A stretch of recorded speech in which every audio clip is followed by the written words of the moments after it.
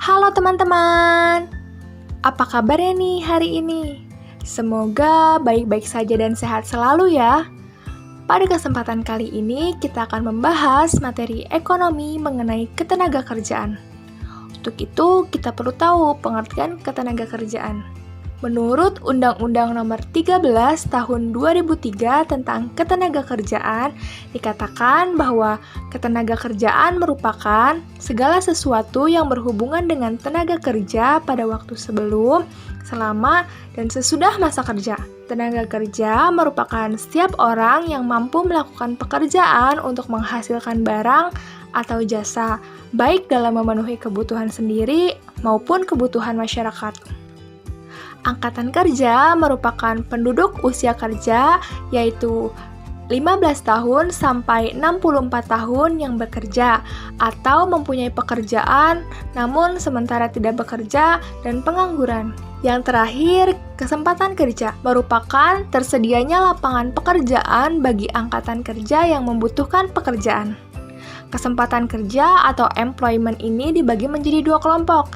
Yang pertama, bekerja penuh. Mereka yang sudah bekerja memenuhi syarat bekerja 40 jam kerja per minggu, memiliki upah regional dan sesuai dengan pendidikan atau keahlian. Yang kedua, setengah menganggur.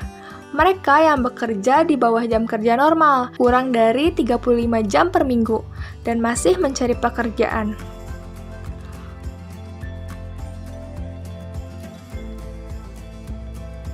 Selanjutnya yaitu faktor-faktor yang mempengaruhi kesempatan kerja.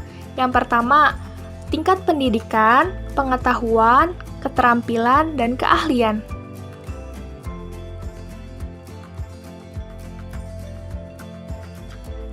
Yang kedua, lapangan kerja yang tersedia atau permintaan dan kebutuhan tenaga kerja.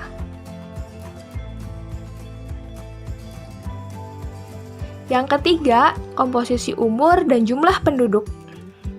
Sampai sini sudah paham kan teman-teman? Kita lanjut ke pembahasan berikutnya yuk.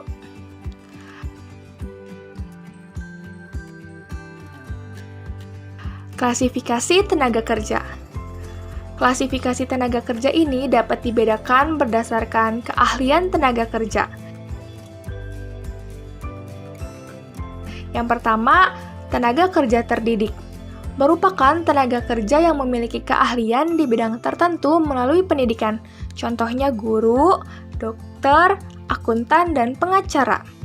Yang kedua, tenaga kerja terlatih. Merupakan tenaga kerja yang memiliki keahlian berdasarkan latihan atau pengalaman. Contohnya, tukang jahit, salon, dan montir. Yang ketiga, tenaga kerja tidak terlatih dan tidak terdidik merupakan tenaga kerja yang bekerja tidak memerlukan pendidikan atau latihan. Contohnya, pembantu rumah tangga dan kuli bangunan. Berdasarkan sifat kerjanya, tenaga kerja dapat dibedakan menjadi dua. Yang pertama, tenaga kerja jasmani, yaitu tenaga kerja yang dalam kegiatannya lebih banyak mengandalkan tenaga fisik dalam melakukan proses produksi, contohnya montir. Yang kedua, tenaga kerja rohani, merupakan tenaga kerja yang kegiatannya lebih banyak menggunakan proses pemikiran, gagasan, ide yang bersifat produktif dalam proses produksi. Contohnya, manajer, direktur, dan konsultan.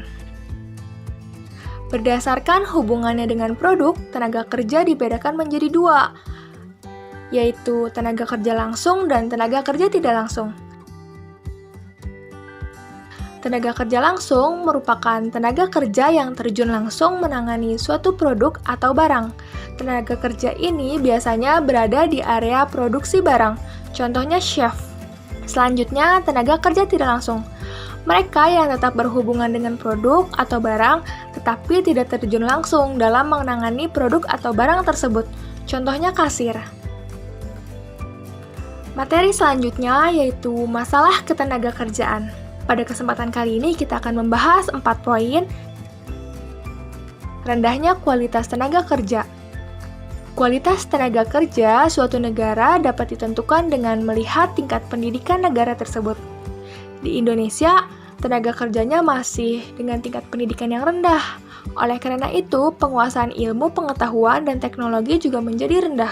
Penguasaan ilmu pengetahuan dan teknologi yang masih kurang menyebabkan rendahnya kualitas hasil produksi barang dan jasa.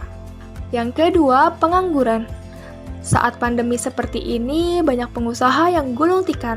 Akibatnya, banyak tenaga kerja yang terkena PHK atau diberhentikan, dan membuat angka pengangguran semakin meningkat. Yang ketiga, persebaran tenaga kerja yang tidak merata. Tenaga kerja di Indonesia ini terpusat di Pulau Jawa, padahal di daerah lain membutuhkan tenaga kerja, terutama pada sektor kehutanan, perkebunan, dan pertanian. Persebaran yang tidak merata ini menyebabkan sumber daya alam banyak yang menganggur dan belum diolah secara maksimal.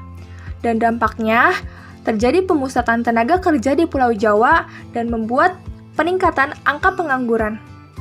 Yang keempat, jumlah angkatan kerja yang tidak seimbang dengan kesempatan kerja.